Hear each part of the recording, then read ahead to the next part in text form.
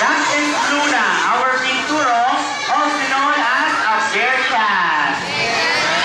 Now, that kayo is prehensile, so he will activate.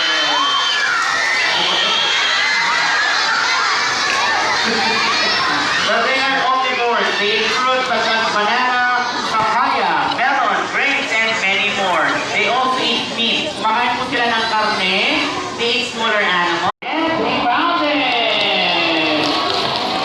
And now, let's try it one more time to make sure that it's really talented. But this time, you will decide. Where do you want me to place the banana?